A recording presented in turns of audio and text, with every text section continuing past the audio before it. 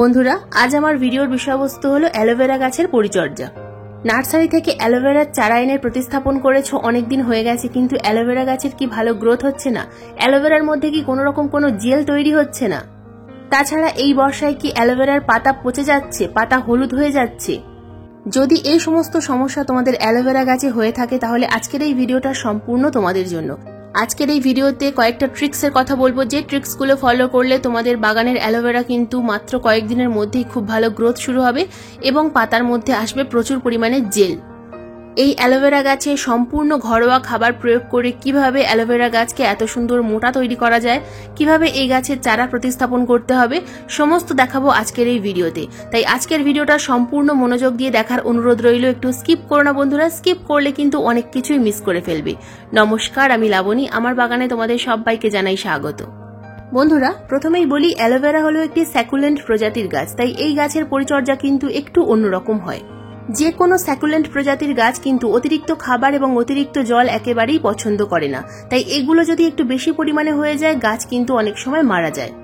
Aloe vera গাছের পরিচর্যার প্রথম যে কেয়ার টিপস, সেটা হলো এই গাছকে আমরা কোথায় রাখবো। অ্যালোভেরা গাছ এমন একটা গাছ, এই গাছকে যদি আমরা খুব বেশি রোদ্দুরে রেখে দিই, তাহলে কিন্তু এই গাছের পাতায় প্রচুর পরিমাণে স্পট চলে আসে, অনেক সময় পাতা শুকিয়েও যায়। তাই এই গাছকে এমন একটা জায়গায় রাখতে হবে যেখানে সকালবেলা 2 ঘন্টা 1 ঘন্টা বা 2 ঘন্টা রোদ্দুর আসে, এরকম জায়গায় রাখতে হবে। তারপর এই গাছকে তোমরা কিন্তু ছায়া জায়গায় রাখতে পারো, কিন্তু সেখানে যেন আলো থাকে, পর্যাপ্ত পরিমাণে আলো থাকে। যদি অন্ধকার জায়গায় রেখে দাও, তাহলে কিন্তু এই গাছের ভালো বৃদ্ধি হবে না। কেয়ার টিপস নাম্বার 2, বন্ধুরা, একটা টবের মধ্যে যদি অসংখ্য পরিমাণে অ্যালোভেরা গাছ তৈরি হয়ে যায়, তখন কিন্তু অ্যালোভেরা গাছের ভালো বৃদ্ধি হয় না। তাছাড়া অ্যালোভেরার যে নিচের দিকের যে মোটা মোটা পাতাগুলো, এগুলো যদি আমরা রেখে দিই, রিমুভ না করে দিই, তাহলে কিন্তু ওপরের দিকের পাতাগুলো বৃদ্ধি পায় না। তাছাড়া পাতার মধ্যে কিন্তু জেলও আসে না। তাই আমরা কিন্তু একটা ধারালো ছুরির সাহায্যে নিচের দিকের পাতাগুলো এইভাবে খুব সাবধানে যদি কেটে নিই, তাহলে কিন্তু উপরের দিকের পাতাগুলো সবসময় পরিষ্কার থাকে এবং প্রচুর পরিমাণে আবার নতুন করে পাতা আসে এবং সেই পাতার মধ্যে জেল তৈরি হবে। কিন্তু আমরা সময়ের অভাবে এই কাজগুলো করা হয় না। এই অ্যালোভেরা আমরা কিন্তু রূপচর্চার কাজে বা আমরা অনেক সময় শরীরের সুস্থতার জন্য এই অ্যালোভেরার জেল কিন্তু সেবন করে থাকি। সেই কারণে আমরা এই অ্যালোভেরার জেল ফেলে না দিয়ে আমরা কিন্তু বিভিন্ন কাজে লাগাতে পারি। তাছাড়া অ্যালোভেরা কিন্তু আমরা আমাদের বাগানে গাছের জন্য ব্যবহার করি। আমি বিভিন্ন ভিডিওতে তোমাদেরকে অ্যালোভেরা ফার্টিলাইজার তৈরি করে দেখিয়েছি যে অ্যালোভেরা কতটা উপকারী আমাদের গাছের জন্য। তাই আমি বলবো, যদি তোমাদের বাগানে অ্যালোভেরা না থেকে থাকে, তাহলে তোমরা অবশ্যই একটা অ্যালোভেরার চারা তোমাদের বাগানের প্রতিস্থাপন করো। দুর্দান্ত রেজাল্ট কিন্তু এই অ্যালোভেরা গাছ থেকে আমরা পেয়ে থাকি। তো বন্ধুরা, এবার আসি care tips number 3। Care tips number 3 হলো, অ্যালোভেরা যে প্রচুর পরিমাণে চারা টবের মধ্যে তৈরি হয়, এই চারাগুলোকে আমরা কিন্তু খুব সাবধানে তুলে নিতে হবে। অতিরিক্ত চারা গাছ কিন্তু রাখা যাবে না। একটা চারা গাছ একটা টবে থাকলে তবেই কিন্তু গাছের ভালো বৃদ্ধি হয়। সেক্ষেত্রে তোমরা একটার বদলে 2 বা 3টে রাখতে পারো, কিন্তু অসংখ্য পরিমাণে চারা একটা টবের মধ্যে রাখবে না, তাহলে কখনোই কিন্তু অ্যালোভেরা মোটা হবে না। যেই টবের মধ্যে একটা অথবা 2টো চারা থাকে, সেই অ্যালোভেরা যতটা মোটা হয়, কিন্তু যদি সেখানে তোমরা অসংখ্য পরিমাণে চারা রেখে দাও, তাহলে কিন্তু কখনোই অ্যালোভেরা মোটা হয় না। তো দেখো, আমি এখান থেকে অনেকগুলো অ্যালোভেরার চারা তুলে নিলাম। তো এইভাবে আমাদেরকে কিন্তু তুলে নিতে হবে। এখন বর্ষাকাল, প্রায় বৃষ্টি হচ্ছে, তাই অতিরিক্ত বৃষ্টির ফলে অনেক সময় কিন্তু প্রচুর পরিমাণে চারা গাছ তৈরি হয়ে যায়। তো এই চারাগুলো আমরা তুলে নিয়ে অন্য টবে কিন্তু প্রতিস্থাপন করে দিতে পারি। তো এবার আসি care tips number 4। Care tips number 4 হলো এই গাছের প্রতিস্থাপন আমরা কিভাবে করব। মাটি এবং সমপরিমাণ কম্পোস্ট, যে কোনো কম্পোস্ট, এবং তার সাথে 1 মুঠো কি 2 মুঠো পরিমাণ কোকোপিট নিতে হবে। এই উপাদানগুলো মিশিয়ে একটা ভালোভাবে মিডিয়া তৈরি করে নিতে হবে অ্যালোভেরা গাছের প্রতিস্থাপন করার জন্য।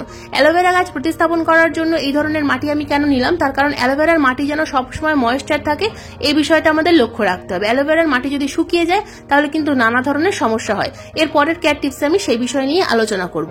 তো দেখো, গাছটা আমার প্রতিস্থাপন করা হয়ে গেল। প্রতিস্থাপন করার পর দিয়ে দিতে হবে ভরপুর মাত্রায় জল। তো জল দেওয়ার পর গাছটাকে কিন্তু একটু ছায়া জায়গায় রেখে দিতে হবে অন্তত 1 সপ্তাহের জন্য।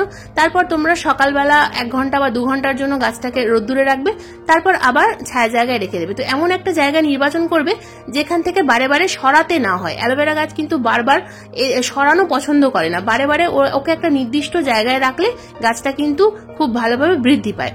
তো বন্ধুরা, এবার আসি care tips number 5। Care tips number 5 হলো, আমাদের গাছে বিভিন্ন ধরনের স্পট এসে যায়, গাছের পাতা হলুদ হয়ে যায়, গাছের পাতা সবুজ থাকে না। তো এগুলো কেন হয়?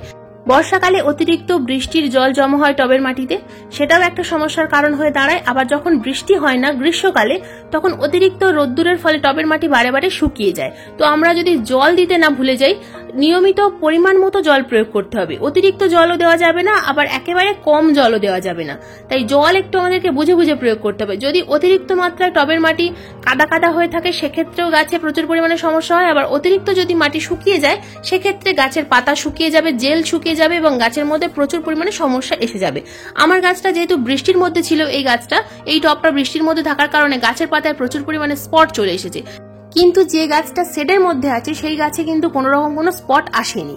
তো সেই কারণেই আমি বললাম তোমাদেরকে অতিরিক্ত বৃষ্টির মধ্যেও রাখা যাবে না, আবার অতিরিক্ত রোদ্দুরেও রাখা যাবে না। বন্ধুরা এবার আসি এই গাছে আমরা কি ফার্টিলাইজার প্রয়োগ করব। তো প্রথম একটা গাছে আমি টবে আমি 2 ধরনের ফার্টিলাইজার প্রয়োগ করব। তো তোমাদের হাতের কাছে যে ফার্টিলাইজার থাকবে সেই ফার্টিলাইজারই কিন্তু তোমরা প্রয়োগ করবে। তো প্রথম যে ফার্টিলাইজারটা আমি নিয়েছি এটা হলো গোবর সার। তো এখানে আমি টবের মাটিতে কিন্তু হালকা ভেজা রয়েছে, তো এই মাটিতে আমি সামান্য পরিমাণ গোবর সার প্রয়োগ করছি। তো উপরের দিকে যে রুটগুলো বেরিয়ে গেছিল সেই রুটগুলো আমি কিন্তু কম্পোস্ট দিয়ে ভালোভাবে চাপা দিয়ে দিচ্ছি। দেখো টবের মাটি থেকে অনেকগুলো গাছ আমি তুলে নিয়েছি এবং তুলে নেওয়ার পর এখানে আমি সামান্য পরিমাণ গোবর সার প্রয়োগ করছি। এবার গোবর সার প্রয়োগ করার পর এখানে আমি আরো এক ধরনের ফার্টিলাইজার প্রয়োগ করব। বন্ধুরা গোবর সার, ভার্মি কম্পোস্ট অথবা বাড়িতে তৈরি কিচেন কম্পোস্ট তোমরা প্রয়োগ করতে পারো, কারণ এগুলো সমস্তগুলোই নাইট্রোজেনের খুব ভালো সোর্স। এরপর যেটা আমি প্রয়োগ করব এটা হলো 1 চামচ পরিমাণ চা পাতা। বন্ধুরা এই কম্পোস্ট অথবা চা পাতা এগুলো কিন্তু মাসে একবার প্রয়োগ করতে হবে। অ্যালোভেরা গাছে বারে বারে ফার্টিলাইজার দেওয়ার কোনো প্রয়োজন নেই। এই অক্টোবর মাসের শুরুতে এই ফার্টিলাইজার প্রয়োগ করো, আর কোনো রকম কোনো ফার্টিলাইজার এই অক্টোবর মাসে প্রয়োগ করতে হবে না। তো 1 চামচ পরিমাণ চা পাতা আমি দিয়ে দিলাম। এরপর আরেকটা উপাদান আমি এখানে মেশাবো, সেটা হলো 1/2 চামচ পরিমাণ হলুদ গুঁড়ো। বন্ধুরা এই সময় যেহেতু প্রচুর পরিমাণে ফাঙ্গাসের প্রবলেম হচ্ছে, বৃষ্টির মধ্যে থাকলে গাছগুলোতে প্রচুর পরিমাণে ফাঙ্গাস অ্যাটাক হবে, তো যে কারণে আমি এখানে প্রয়োগ করছি 1/2 চামচ পরিমাণ হলুদ গুঁড়ো। বন্ধুরা তোমরা এখানে হলুদ গুঁড়োর পরিবর্তে 1/2 চামচ পরিমাণ দারুচিনির গুঁড়ো অথবা 1/2 চামচ পরিমাণ এখানে তোমরা ট্রাইকোডার্মা ভিরিডিও প্রয়োগ করতে পারো। তো আমি দিয়ে দিলাম এখানে চা পাতা এবং হলুদ গুঁড়ো, আর দিয়ে দিয়েছি কম্পোস্ট। তো বন্ধুরা একটা গাছে আমি খাবার প্রয়োগ করলাম, ওই গাছে যেহেতু টবের মাটি ভেজা ছিল সেই কারণে আমি কিন্তু জল প্রয়োগ করলাম না। তো এই যে গাছটা দেখছো বন্ধুরা, এই গাছটা কিন্তু আমার শেডের মধ্যে থাকে, সকালবেলা 1 ঘন্টা রোদ্দুর পায় এবং তারপর কিন্তু আর রোদ্দুরে থাকে না, যে কারণে গাছটার পাতা কিন্তু একদম ফ্রেশ রয়েছে। তো প্রথমে কি করতে হবে, টবের মাটিটা হালকা করে খুশে দিতে হবে, নিড়ানির সাহায্যে খুব ভালোভাবে খুশে দিতে হবে। টবের মাটি যেন সবসময় আলগা থাকে, আলগা থাকলে তবে কিন্তু প্রচুর পরিমাণে চারা গাছ তৈরি হবে এবং গাছের বৃদ্ধি খুব ভালো হবে এবং গাছ খুব মোটা তৈরি হবে, গাছের মধ্যে জেল তৈরি হবে। তো ভালোভাবে দেখো আমি মাটিটাকে খুশে নিয়েছি। এরপর আমি এখানে প্রয়োগ করব আবারও গোবর সার। প্রথম যে খাবারটা আমি নেব সেটা কিন্তু গোবর সার দেবো, দুটো গাছেই একই উপাদান দিয়েছি। তো এরপর যে খাবারটা দেবো সেটা কিন্তু সম্পূর্ণ আলাদা একটা খাবার দেবো। তো যদি তোমাদের কাছে যে খাবারটা অ্যাভেলেবেল থাকবে সেটাই তোমরা প্রয়োগ করবে, দুটো খাবারই যে গাছে প্রয়োগ করতে হবে তা কিন্তু নয়। যদি আগের খাবারটা প্রয়োগ করো তাহলে এখন যে খাবারটা দেখাচ্ছি এই খাবারটা প্রয়োগ করতে হবে না, আর যদি এখন যেটা দিচ্ছি এটা যদি প্রয়োগ করো তাহলে আগের খাবারটা প্রয়োগ করতে হবে না। বন্ধুরা আমার টবের মাটি যেহেতু শুকনো রয়েছে সেই কারণে আমি এখানে লিকুইড খাবার তৈরি করব। লিকুইড খাবার তৈরি করার জন্য নিয়েছি আমি এখানে 500 ml জল এবং তার সাথে দিয়ে দেবো একটা কফির পাতা। তো এটা একটা 2 টাকার কফির পাতা। এই 2 টাকার কফির পাতাতে যতটুকু পরিমাণ কফি পাউডার রয়েছে ঠিক ততটুকু পরিমাণ কফি পাউডার আমি কিন্তু এই 500 ml জলের মধ্যে মিশিয়ে নেব। কফি পাউডারের মধ্যে রয়েছে যেমন পরিমাণে নাইট্রোজেন ঠিক তেমন রয়েছে ক্যালসিয়াম, ফসফরাস। তাই এই কফি পাউডার যদি তোমরা গাছের মাটিতে প্রয়োগ করতে পারো যে কোনো লিফি প্ল্যান্ট কিন্তু খুব সহজে বৃদ্ধি হয়। তো 1/2 চামচ পরিমাণ কফি পাউডার দিয়ে দিলাম এবং 1/2 চামচ পরিমাণ দিয়ে দিচ্ছি আমি হলুদ গুঁড়ো। তো 500 ml জলের মধ্যে এই দুটো উপাদান খুব ভালোভাবে মিশিয়ে নেব এবং এই লিকুইডটা আমি টবের মাটিতে প্রয়োগ করব মাসে একবার। যে কোনো খাবার অ্যালোভেরা গাছে কিন্তু মাসে একবারই প্রয়োগ করতে হবে, বারে বারে একেবারেই কোনো রকম কোনো ফার্টিলাইজার প্রয়োগ করা যাবে না। এটা প্রথমেই বলেছি একটা সাকুলেন্ট প্রজাতির গাছ, সাকুলেন্ট প্রজাতির গাছে অতিরিক্ত খাবার লাগে না। তো দিয়ে দিলাম আমি এই জল লিকুইডটা সম্পূর্ণ ঢেলে দিলাম। এরপর বন্ধুরা গাছের পাতায় এই যে লিকুইডটা আমি তৈরি করলাম এই লিকুইডটা সামান্য পরিমাণ গাছের পাতায় তোমরা ছড়িয়ে দিতে পারো অথবা সামান্য পরিমাণ হলুদ গুঁড়ো জলে গুলে গাছের পাতায় ছড়িয়ে দিতে পারো। যেহেতু এই অ্যালোভেরা আমরা সেবন করে থাকি অথবা আমরা রূপচর্চার কাজেও এই অ্যালোভেরা ব্যবহার করে থাকি, সেই কারণে আমি কিন্তু এই গাছে কোনো রকম কোনো রাসায়নিক খাবার অথবা কোনো রকম কোনো রাসায়নিক ফাঙ্গিসাইড প্রয়োগ করি না। তোমাদেরকেও বলবো তোমরা কিন্তু এরকম ন্যাচারাল পদ্ধতিতে অ্যালোভেরা প্রতিস্থাপন করো। অ্যালোভেরা প্রচুর পরিমাণে গ্রোথ হবে, অ্যালোভেরা কিন্তু খুব ভালো জেল তৈরি হবে। অ্যালোভেরা বিভিন্ন প্রজাতির হয় বন্ধুরা, যে অ্যালোভেরা একটু মোটা সাইজের নার্সারি থেকে দেখে তোমরা সেই ধরনের অ্যালোভেরা কিনে আনবে, তবেই কিন্তু খুব ভালো মোটা অ্যালোভেরা গাছ তোমরা পাবে। যদি সরু অ্যালোভেরা কিনে আনো তাহলে কিন্তু কখনোই সেই অ্যালোভেরা তোমরা মোটা করতে পারবে না, যে তোমরা যতই খাবার প্রয়োগ করো না কেন। তো বন্ধুরা, এই ছিল আমার অ্যালোভেরা গাছের পরিচর্যার ভিডিওটা কেমন লাগলো তোমরা অবশ্যই কমেন্ট করে জানাবে। এই যে পরিচর্যাটা করলাম, এই পরিচর্যাটা করার ফলে কিন্তু তোমাদের গাছেও এইরকম ধরনের জেল তৈরি হবে, প্রচুর পরিমাণে জেল আসবে এবং প্রত্যেকটা গাছ মোটা হবে, গ্রোথ হবে। অ্যালোভেরা অর্থাৎ জেল যদি না তৈরি হয় তাহলে কিন্তু অ্যালোভেরা গাছ তৈরি করে কোনো লাভ নেই। তাই অ্যালোভেরা পরিচর্যা করো, অ্যালোভেরা বাড়িতে রাখো, দুর্দান্ত রেজাল্ট দেখতে পাবে এই সামান্য ঘরোয়া পরিচর্যায়।